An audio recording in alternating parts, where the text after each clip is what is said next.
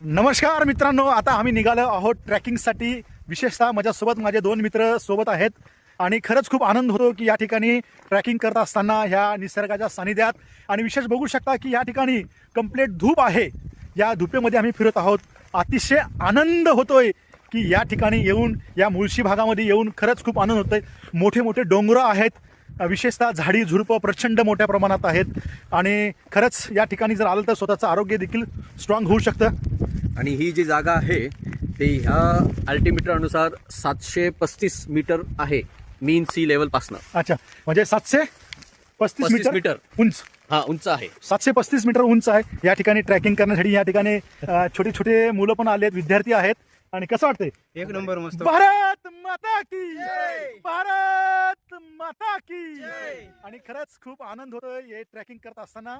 आणि खरं सांगतो की आपण आपल्या जीवनामध्ये जीवन जगत असताना स्वतःला वेळ दिलं पाहिजे, स्वतःच्या आरोग्यासाठी, स्वतःच्या भविष्यासाठी आणि आत्मचिंतनासाठी देखील वेळ असणं गरजेचं आहे. कारण जोपर्यंत तुम्ही एकांतात राहणार नाही, जोपर्यंत एकांतात स्वतःचा विचार करणार नाही, आपल्या बिझनेसचा, आपल्या आरोग्याचा, आपल्या करिअरचा, आपल्या फॅमिलीचा, कारण आत्मचिंतन ज्यावेळेस करचाल त्यावेळेस आपल्या जीवनात देखील चांगल्या पद्धतीने करिअर होऊ शकतो. रिफ्रेश म्हणतो आपण, त्यासाठी रिफ्रेश करण्यासाठी आपण स्वतःला एकांतात राहणं खूप गरजेचं आहे. आणि त्यासाठी आम्ही या मुळशी एरियामध्ये आलो. खूप आनंद होतोय आणि बघू शकता की या ठिकाणी पुढचा रस्ता देखील दिसत नाही. मजा येते, मजा. जय हिंद, जय भारत.